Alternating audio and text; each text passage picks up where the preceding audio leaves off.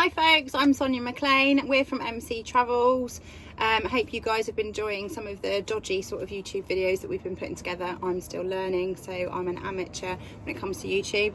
But I actually wanted to explain to you today, or at least show you, the child safety net that I've put together for our camper van. I've been doing a lot of reviews recently with regards to actually looking at what's suitable really for my children whilst we're in the camper van. So the child safety net for elevating roof for our van is what I've been looking at. These are on the market for about £80. I've seen some for about £120. I've actually done my own version, which is £8.79. Feel quite proud of myself, but I really wanted to demonstrate to you what I've done and the pros and cons to the version that I've done. I don't have the £80 or £120 version, so I haven't got any pros and cons to it. However, I am a mum of twins, so I think I can give us a bit of advice with regards to wriggling sort of toddlers and those sorts of things. So the ones I've seen on the internet, they measure 107 centimetres in width, and they're at 56 centimetres in height. Actually not long enough for what I needed for the camper. This whole distance measures about 110 centimetres, so I need something that was quite long. So my version is actually a magic mesh dog net that's been put together. I brought it off of eBay for £8.79 with free postage, just to really try it. Didn't want to waste too much money just in case it didn't work. What I have done to this actually is I've measured it and cut it up a little bit to make it fit for purpose for what I've needed. So there's quite a bit of excess sort of leftovers. However, you could keep it all together and try and do a makeshift and actually use it as a multi-purpose net that you could put on the front sliding door, so you can actually keep the dogs inside as well if you didn't want them out. However, I want to keep my kids upstairs rather than my dogs out. So I just wanted to show you what I've done really with regards to some of the adjustments. What you do get in the set is you get a couple of these poles which are telescopic, so you can use them to keep it a bit more sturdy. I haven't needed to use these, so keep them for future sort of reference if you ever needed them. In the pack you do get 4 of these self-adhesive clips to be able to clip them on either to the bed or to the roof. Ultimately what you would be doing is you'd be clipping these to door frames. Well, I'm not using that because obviously we're using it in the camper. Pros and cons to my version: there's no screwing, so there's no need to put any screws into the bed.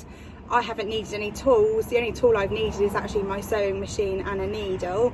The cons are, if you have got little toddlers, I would be really cautious. If Archie and Logan were still 3 or 4, I'd be a little bit wary. However, what I do think is if you've got children who really understand what the grow clock means with regards to when it says 7:30 in the morning, don't get out of bed, then actually they are going to understand actually the need of staying behind this sort of safety net at night.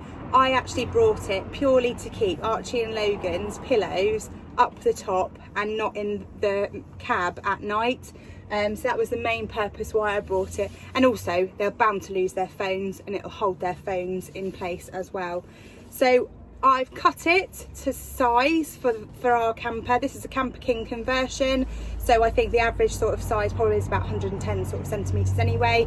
I have moved the elastics that were actually on all 4 corners of the ends. I've moved these in probably about 6 inches, so actually they can fit onto the handrails at the top as you would pull your elevating roof down. What I have done with the plastic clips that come is I've actually stuck them underneath my bed, so I will have no issue in pulling my roof down because it won't cause any issues with regards to that.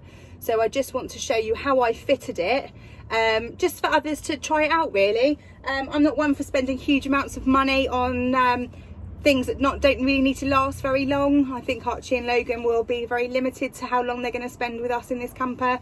This is a lifelong journey for Lee and I. So really wanted to show you how this fits.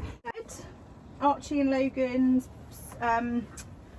sleeping bags, are already up here. We keep them up here all the time actually, because then if they get bored whilst Lee's fishing or whatever, they can just come and escape.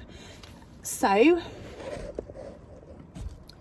as you can see up here on the clip, what I've done is I've actually fastened it again, so it's a little bit more tighter, and I've actually put the carabiner. So these carabiner clips, I got 10 off of eBay for about £3.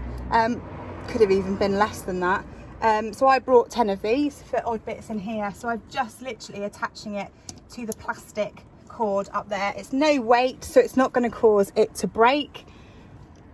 No weight, obviously, if Archie and Logan don't decide to take a tumble through it.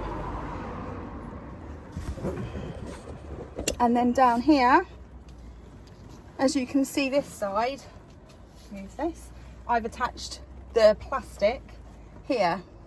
So just turning it round the other way, so it's going to hold the elastic. And then you just tuck the elastic in there and it's ready to go. Done that on the other side.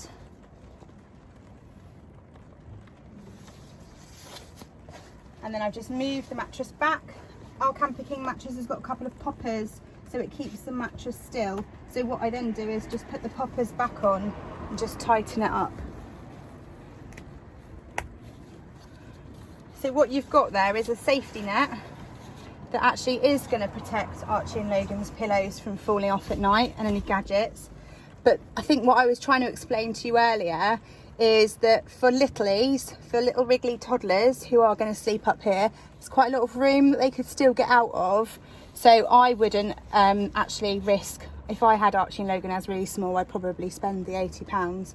Your child or your grandchild is that little bit older, is used to their grow clock and is used to some of those strict sort of boundaries of staying up there. I'm sure my niece and my nephew would be quite happy up there knowing that actually Auntie Sonia has said don't come round this side. The reason why I moved the elastics inside is because I had quite a lot of bowing at the top.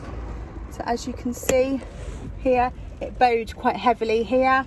So to be able to give that a little bit of more tightness, you can see that I've moved the elastics in there. So this was just to demonstrate to you really that if you've got children that are past the age where you don't feel that this is a risk, then I think this is actually a really good suitable alternative. For me it is, does the job for me, and actually quite pleased with the fact that I'm not very technical minded, nor am I very good at fabrics or designing stuff. So actually for me it's quite a suitable alternative. You can still move the hood back up, so the bed can still go back up, hopefully you can see that. And then if you wanted to take this off, you just undo the carabiner clips, simple as that. Obviously don't push that up when the kids are in there. Undo the carabiner clips and you can fold that back in there and store that during the day. And actually if you were then going to forget it, it wouldn't matter because the hood will still go down, so you won't have any issues, but it's all stored away quite easily. I think what I found is it being in the camper is you've needed quite a lot of room for storage. We take a lot of stuff with us camping. More room is better. I hope you've enjoyed that. It's more about just saying to you there are suitable alternatives, safe alternatives, but just to really explore what those alternatives are. Thank you.